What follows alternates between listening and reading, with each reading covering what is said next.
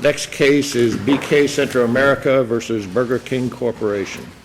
Good morning, Your Honor. Mike Jablo again on behalf of, this time on behalf of Burger King Corporation. I'm here with Brett Halsey from my law firm.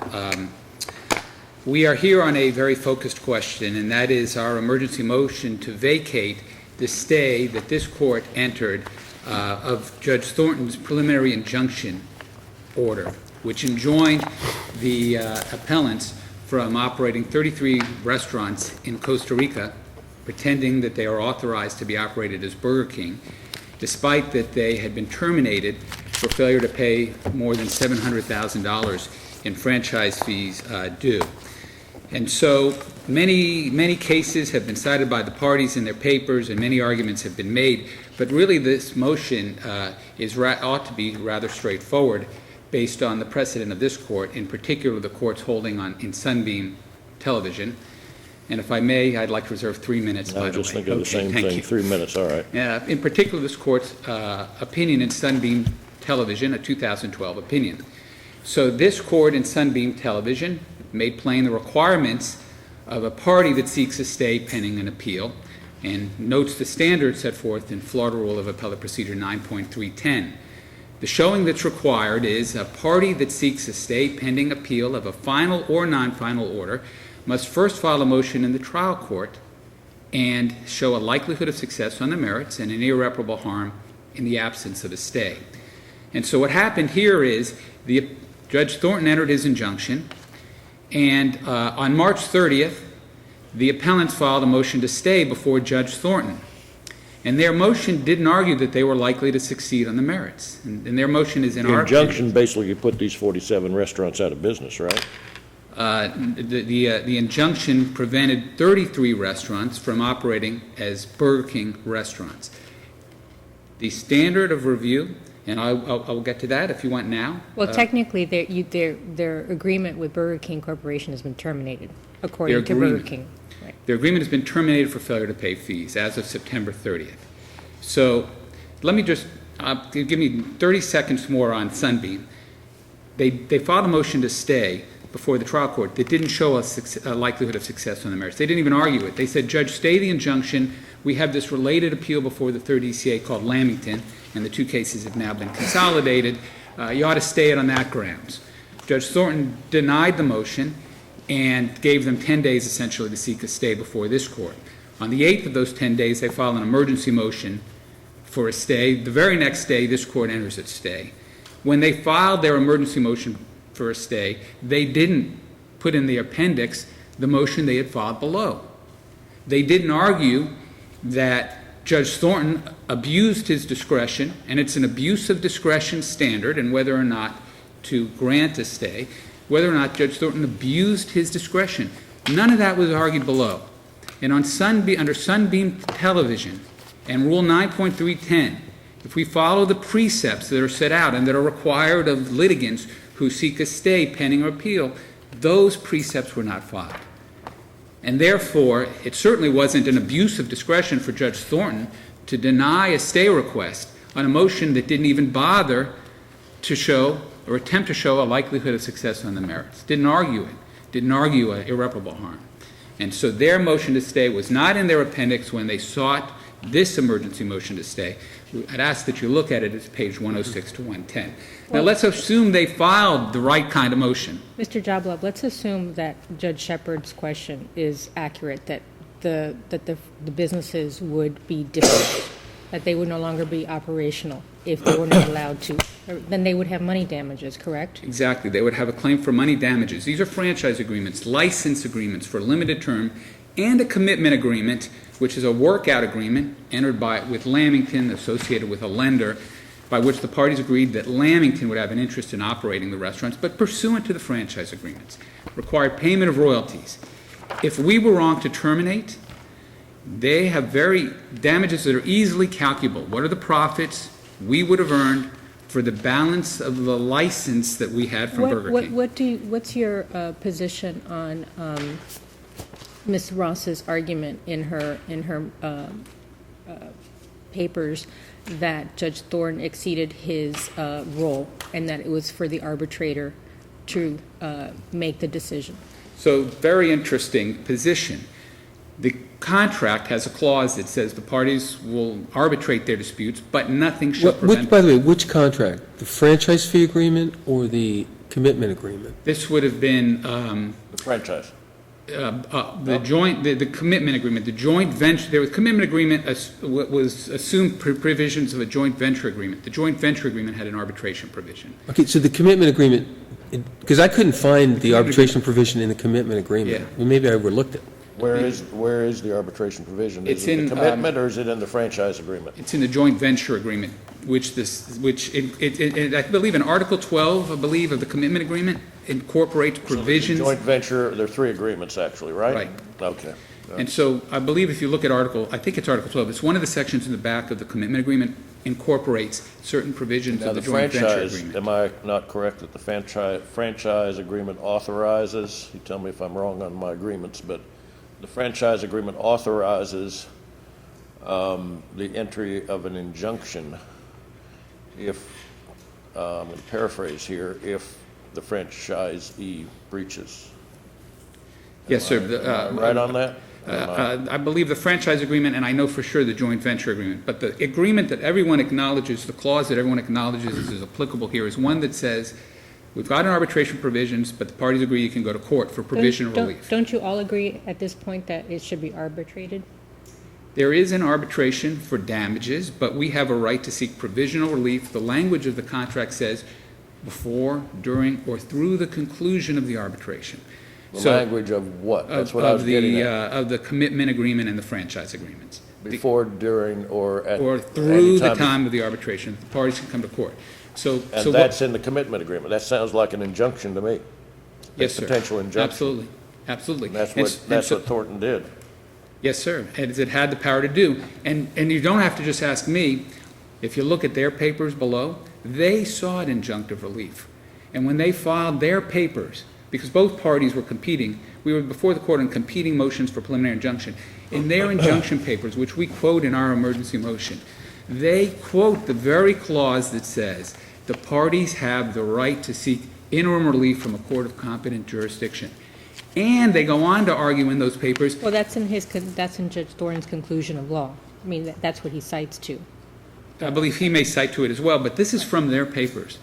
I'm telling you, in the appellant's papers below, they relied on the clause, and they said it left no room for ambiguity, that the parties have the right. The parties have the right to come to court for interim relief.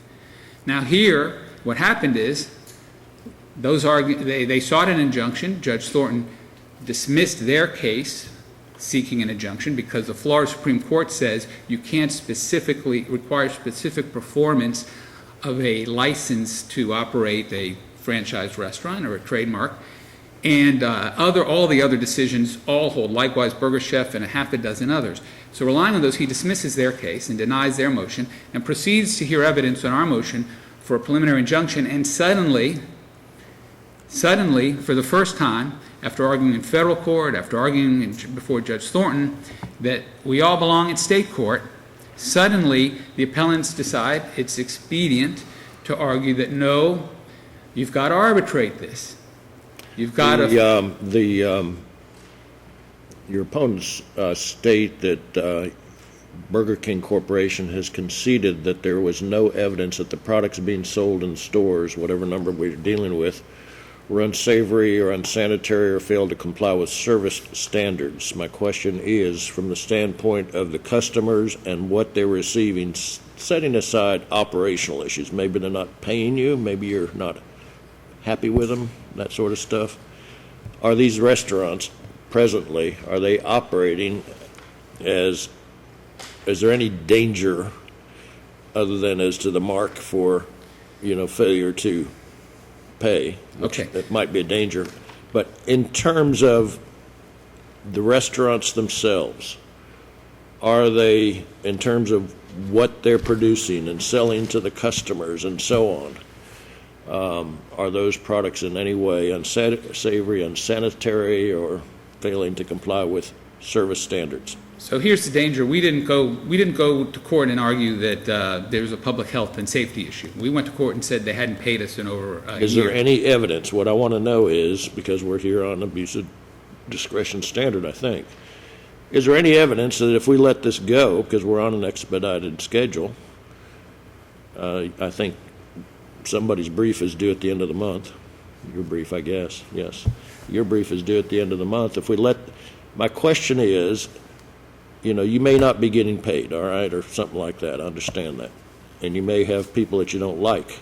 Setting aside that, in terms of what is going to the customers, is it safe, sanitary, and so on, and are you able to, slightly different question, are you able to check that? No, we're not able to check it. And what's in the evidence on that? But there's I want to know what's nothing in the evidence. Right. There's nothing in the record reflecting the quality of food, or nothing one way or the other. But the law, Your Honor, is very clear that in a trademark case, the irreparable harm is presumed to the owner of the trademark. I understand that. That's over to the merits of what I'm trying to understand your point. And you may have a legal argument there, but I'm trying to figure out what's going on down there. Oh, but didn't Judge Thornton, the basis of his ruling for purposes of granting the injunction was that, I mean, he went through an analysis of the public interest, and that the public interest was served because, I mean, this is a conclusion of law that he made. I mean, so saying that customers who rely on and patronizing these restaurants are being deceived into purchasing products under the mistaken belief that defendants are operating genuine Burger King restaurants backed by BKC as its sponsor. Exactly. And so he made that finding as a conclusion of law. Yes. So was there evidence as to that? Yes, the evidence was that that there were counterfeit operations, that they've been pirating our marks for more than a year. Or are they buying, because I assume normally how it works is that they buy the products from Burger King, or they're buying the products from somewhere else? They buy the products from somewhere else. Now, the record didn't speak to that, but they buy the product. They buy the product. They're buying Burger King products. No, well, there's Do we approved know? suppliers in the system. All Right right. now, it's not in the record. They're not. They're buying. That's fine. from disapproved. We need to Okay. stick with the record. But the law presumes irreparable harm here. Yes. The loss of customer goodwill, the fact that any shortfall in their operations will be attributed to us, and that's why the 8 or so cases that we cite all regularly enter preliminary injunctions, as Judge Thornton correctly did. He certainly didn't abuse his discretion in doing so. All of them enter injunctions recognizing that irreparable harm, which is presumed as a matter of law, the impact to customer goodwill, and the language of the franchise agreements by which they agree that if terminated, Section 15.3 of the franchise agreements, they would de-identify, take their signs down, whatever, all of which has been ignored. Thank you, counsel. All right. Ms. Thank you. Ross? Yes, Your Honor. May it please the Court, Lori Ross and Ron Weil on behalf of the appellants and here the non-movants. So let me address a couple of things. Well, First of all, before you start addressing, can I ask you a very specific question? absolutely. How did Judge Thornton abuse his discretion in granting the injunction below? I think that's really the first thing that we need to address. 3 separate issues, legal issues, and you can establish abuse of discretion by showing that the court did things legally wrong, and that is the most recent case on injunctive relief, which we cited to the court, which was the Planned Parenthood case, where a trial court granted injunctive relief which wasn't requested in the pleadings. There are 3 issues on appeal that show our likelihood of success on the merits. Number 1, the only evidence that Judge Thornton heard was Burger King's testimony with regard to non-payment. The court declared as a matter of law all defense evidence regarding why we didn't pay, which was Burger King's failure to live up to the commitment agreement, was irrelevant as a matter of law, that the commitment agreement controlling the parties, because this was not a franchisee dispute, this was a partnership dispute, he ruled as a matter of law that the commitment agreement was irrelevant, and he excluded all of our evidence as defenses to that case, to the payment, and said that all of it was irrelevant. The only issue was, do we pay? Bradley says you get to consider equitable defenses, not on the merits, but as a defense to the preliminary injunction. Here, the overriding element was the agreement between the parties as a whole to operate these restaurants together. That's number one. But pursuant to the franchise agreement. Pursue, In other words, it well, correct me. superseded, yes, no, I agree. Your client's argument was never that any of the documents superseded the franchise agreement. Yes, it was, and it's throughout every single pleading that the Lamington agreement superseded the franchise agreement, amended the franchise agreement, Is that the commitment agreement? yes, the commitment agreement. The commitment It doesn't agreement. expressly state each of the parties acknowledge and agree that the company franchise agreements with respect to the Burger King restaurants will remain in full force and effect? Of course, yes, but it also imposed. How does that new- supersede? I mean, It imposed new obligations on the parties within a very limited window of time. but And- none of those superseded the franchise agreements. In other words, there were No, other no. responsibilities, and I got the sense that the whole purpose of the commitment agreement was really to provide for the sale of these properties within a certain amount of time. It was the But properties. again, that doesn't go to the payment of the franchise fees. Yes, it does, because if you read our complaint, which is part of the appeal, which had been consolidated and expedited at our request, Burger King's failure to live up to the commitment agreement, we put in $4.5 million so that the entire enterprise could be sold, and Burger King had to close 6 Burger King non-profitable restaurants, which would have enabled more cash flow. This was exactly the evidence the court excluded in response to Burger King. If we couldn't pay, it was because Burger King thwarted our ability to pay But- by failure to close the restaurants. But But again, I mean, your client might have damages as a result of that. But let me ask you, what is the status of the arbitration? Has it? The arbitration was filed. The arbitrators, it took a while for them to get back to us on who their arbitrator was. The arbitration has been convened. It has been impaneled as of April, and it's going to be ongoing. If I could just. Has a Well, it is hearing been act- held? It's actually, there's evidence being taken at this point. No, there is not Well, evidence then, being taken you're thus ready far. to- Have opening arguments been made? No, they have not. So the status of the arbitration is it hasn't been gone? But you have a panel. I'm sorry? You have a panel. We have a panel. And these things take time, Judge, in international arbitration. No, But- I respect that. But if I could, the arbitration clause is at page 338, and I just want to return, rather And than what argue. agreement is that? I'm sorry? It's in the joint venture agreement, not the franchise agreement, the joint venture agreement. Thank you. Okay. And you will see it's Article 35, and it's got a 30-day period of notice, a 30-day mediation period. So before we could even arbitrate, the earliest time we could have instituted arbitration was November 8th. Lamington filed its suit on September 8th. And on September 9th, what created this morass, we filed suit on September 8th under the commitment agreement. September 9th, Burger King removed it to federal court improperly. Then they used the improper removal in order to, on September 11th, they sent a notice of cure and a notice of termination, exactly what we had moved to prevent. Why does the removal, the removal prevented your client from doing what? Okay, we moved for preliminary injunctive relief to prevent the termination of the business pending solely till we got to arbitration. It was a limited period of time. That's what we asked for under the interim relief clause. Now, what I'd like to do, because this is not a full argument on the merits, it's just on their motion to vacate, I want to show to you the other issues on appeal which demonstrate likelihood of success on the merits, because that's really what we're here on.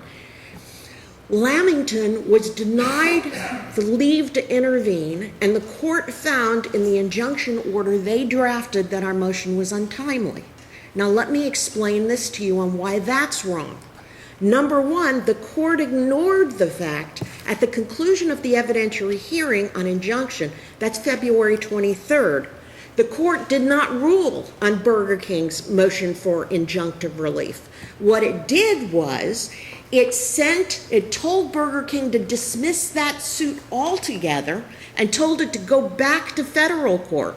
Because what happened in sequence events is Lamington files its suit, Burger King removes to federal court improvidently. That case is in front of Judge Cook. On September 30th, it uses that time period to terminate the franchise. On September 30th, the day they issue a notice of termination, they file a separate suit which lands in front of Judge Williams. Lamington moves to intervene in the federal lawsuit. That's the federal lawsuit I'm referring to. On December 10th, Judge Williams enters a very detailed order finding that Lamington's an intervener, has a direct interest and immediate interest in all of the interests in the suit, and that the case should be stayed pending the determination of the Lamington case. What happens next? December 22nd, 2 weeks later after their federal court suit is stayed, Burger King goes to state court, files the identical action. It's in front of Judge Thornton. So when I come back to February 23rd, at which the court announces its rulings orally, on February 23rd, Judge Thornton says, I'm not ruling on Burger King's motion for preliminary injunctive. You go back to federal court. You ask Judge Williams to reopen that case and dismiss your case here. Now, this is the critical part. On March 4th, the court enters an order which denies Lamington's motion for rehearing, and it's at 496 and 497 and Burger King's appendix, App 70 to 71. Here's the critical language. Plaintiff in this matter, which is the Burger King matter, is directed to proceed to reopen its federal court action, which was stayed pending this court's ruling on Lamington, and as a result to dismiss this action. Accordingly, the court declines to address any outstanding motions here, so they may be addressed in federal court. Okay, so Burger King goes back to federal court. We're already an intervener in federal court. We timely moved for Okay, so intervention. this explains why your client did not move to intervene Of course. in this lawsuit. Of course, we were in an intervener in the federal court. Did your client oppose the consolidation of the two state court actions? I can't tell you where the status of the proceedings were at that point. Whether we had But a at any motion- point, did your client? I believe we did. But if I could just return, please, to this one point, because this is critical on the intervention. Okay? On March 4th, when the court enters its order, they go back to federal court where we're an intervener. Then Burger King takes a voluntary dismissal of its federal court action in which Lamington's a party. On March 20th, it goes back to the state court action it was supposed to dismiss, and it renews its preliminary injunction motion. 3 days later, Lamington, and before the court enters an order, Lamington moves to intervene. I mean, at all times, Lamington asserted its rights to intervene because it's an adversely affected party that was not joined by Burger King. The court's order, preliminary injunction order, wasn't entered until the 27th. So we asserted, how did we go from being an intervener in federal court in the first lawsuit they filed to being untimely in the second lawsuit they filed when the Two Islands case, they made an Ora tennis motion? Clearly, our rights are affected. They contend, your opposing side contends that their motion for a protective order was heard, if I understood it right, before your client moved to intervene.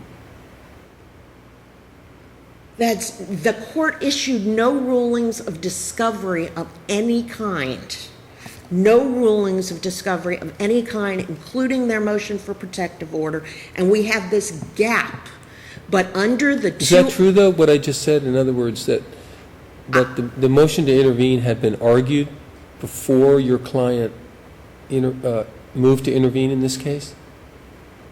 Maybe I'm just misunderstanding it. I think if I understand you correctly, what happened at the February 23rd hearing before Judge Thornton was the court had both cases, the Lamington case and the Burger King case. Whether they were actually consolidated or not didn't matter. He was hearing them all at the same time.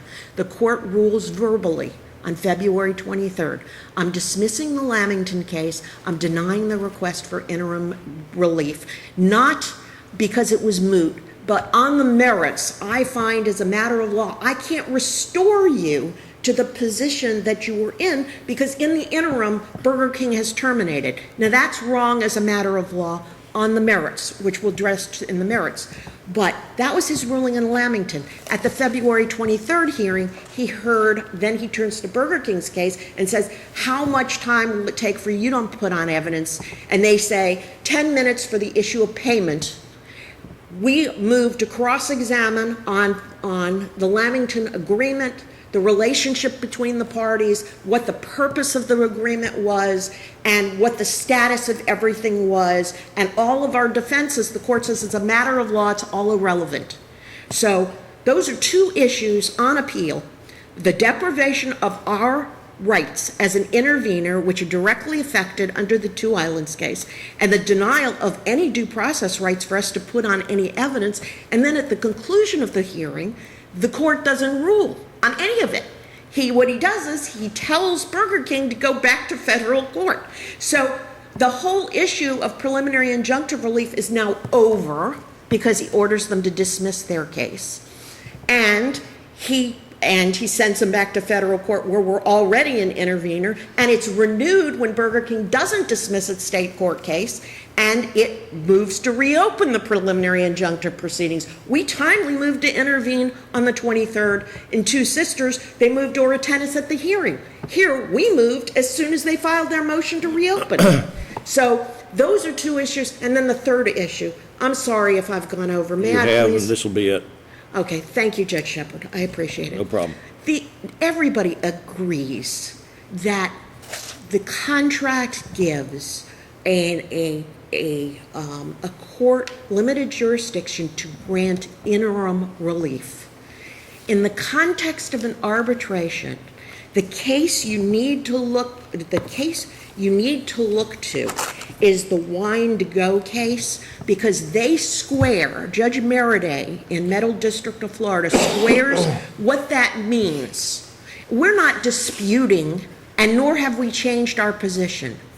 We have always said we're entitled to injunctive relief to preserve the status quo of the business as a whole, pending the determination in arbitration. What Wine to Go says is that preliminary injunctive relief stays in effect until you have the opportunity to present a similar motion to the arbitrator, and the arbitrator rules on that motion. That's what we were seeking all along. What they've gotten is a preliminary injunction which changes the status quo altogether. It destroys the business, terminates the business, closes down. But essentially, your clients are saying, we would like to operate the franchises using the Burger King intellectual property, pending the ultimate outcome, and without making any franchise fee payments.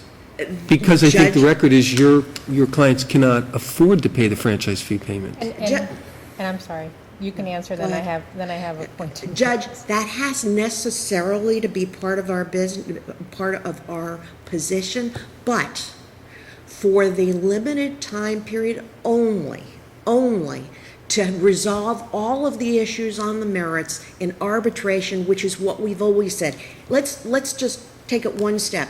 If we had filed our preliminary injunctive motion in state court rather than them removed it, they could have filed whatever they wanted in state court. We would have had a hearing on their cross motion. It would have been over on September 8th. No, but I mean, what about my concern? I mean, your client seems to be asking, we want to be able to use the Burger King intellectual property without paying franchise fees until, while the proceedings go on. Only, right? that has And then to, they went to court under pretty well-established case law saying, look, you can't use our intellectual property without paying us. 2 points.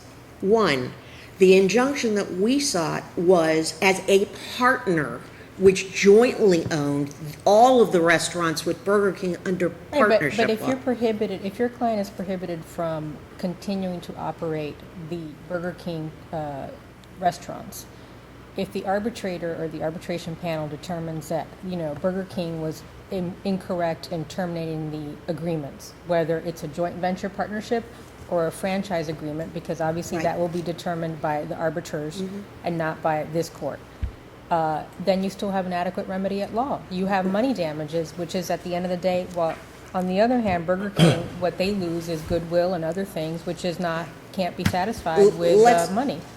Let's look at it the other way, okay? The whole purpose of the commitment agreement was to sell the business intact. Holding an arbitration, granting a preliminary injunction which closes down the business causes us irreparable harm because the arbitration is a hollow victory. We lose the entire business. But all you wanted to do, all your clients wanted to do was to sell the businesses. That's correct. So that is it seems to me, I would think that is a matter of cash. In other words, that's not a matter of irreparable harm. That's a matter of, we'll calculate what would we have gotten if Burger King had honored its commitments and we were able to sell the businesses in a timely manner. By the way, I think the planned time for selling the business has also expired. Right? Isn't that your client's damages? In other words, if Burger King had operated fairly according to the joint venture, we would have been able to cash out of these properties years ago. That's if. So isn't that the damage they're seeking? No, what we were seeking was to preserve all the businesses intact and sell them intact rather than as a fire sale. Why are you selling them intact? In order to get money damage? Of in order to course, get money. to preserve them intact. But really, you're not preserving them intact. It's not like a family business where somebody has a personal commitment to this particular business and it means something, special to them, or there's something that's not simply about cash. I mean, it seems to me the violation of the contracts here, if Burger King did that, and if as a result your client was not able to sell the properties and make the profit they think they were entitled to, that can be, that doesn't involve irreparable harm. That is a classic damage that can be remedied by the payment of money. The liquidation of property is irreparable harm. The very case you cited in Sunbeam, Judge Roberts wrote a huge dissent in about the liquidation of property being irreparable harm. And Counsel, you are at your end. Yes, thank you very much for the extra time. For all of the reasons, I ask the court simply to deny the motion. We move to expedite the appeal. This could all be over with in about 3 weeks, right? Thank you very much. Counsel, I'm going to give you 4 minutes because I gave Ms. Ross a little extra time. Thank you. Mr. Jablov, did Burger King, I'm not sure if Burger King even had time to do this, but is there a bond that was posted? The 640? We have posted a bond of $640,000. What happened is the injunction was entered, the judge ordered us to post a $640,000 bond, which we posted, and set for hearing, like a week later or 10 days later, an opportunity for them to come in and increase the bond if they thought it was necessary. But we have... That was for the evidentiary hearing on the bond? Yes. And that did not happen? That did not happen. But because then this court entered its stay, and so Judge Thornton stayed everything in that case. And I think Judge Thornton said Lamington should be a party to that proceeding.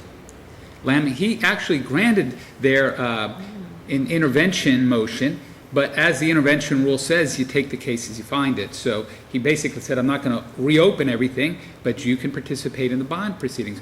And let's talk about the reality of it. Lamington owns 75% of the joint venture. These are Lamington's lawyers. These are the joint venture's lawyers. No matter where we are, wherever we were, federal court or state court, they were the lawyers representing their clients. Two people, lenders from a bank called Banco Lafice that created Lamington. It's all one and the same. So all of the arguments were heard. No one was prevented from being in court. Your Honor is correct. They didn't seek intervention until after the hearing on our motion for preliminary injunction. That motion was February 23rd. They sought to intervene after. When Judge Thornton denies allows them to intervene for the bond purposes, he criticizes them for, really, if you thought you needed to intervene, you should have intervened later. They did. Were the lawyers present at the hearing? Absolutely. Absolutely. We were all together at this hearing. It was an evident. There was an evidentiary hearing on both parties' motions. Now, counsel is correct. We filed a motion to consolidate in the state court so that they'd all be consolidated together, and they opposed it.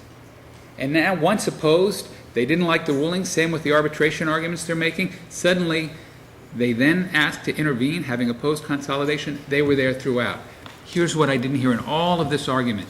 Let's bring it right back here to Sunbeam Television. No, they do not suggest, because they cannot suggest, that they filed a motion showing a likelihood of success on the merits or irreparable harm in seeking to stay before state court. That's fatal. They can't show irreparable harm, as you both have indicated. All of these damages are quantifiable. This isn't a real property. This is a license, a contractual right to operate a business as a Burger King by which they will earn profits, presumably over a period of time. Those profits are easily calculable, regularly done by accounting firms all over the place. They'll get a money judgment if they're right. In arbitration. In arbitration, which is scheduled for final hearing in April 2016. We have had a preliminary hearing, and we've set aside 2 weeks in April 2016 to have the evidence heard on this case. And so you're absolutely right. What they want to do is operate without payment when the law says otherwise. One last case, Burger King versus Majid, okay? We cited in our papers. Very clear that the area of trademark law is very clear that if a party wants to enforce its rights under the contract, wants to continue to operate, let's say, as a Burger King, while maintaining that we've done something wrong, they need to pay us. When they don't pay, they lose the right to operate using our brand, although they still can make their damage claim. So the law is very clear, and for all the reasons we've argued in our papers and all the points we've made today, that that this stay really needs to be vacated. If not vacated, we're entitled to a bond. There's no bond. Thank you, counsel. Thanks.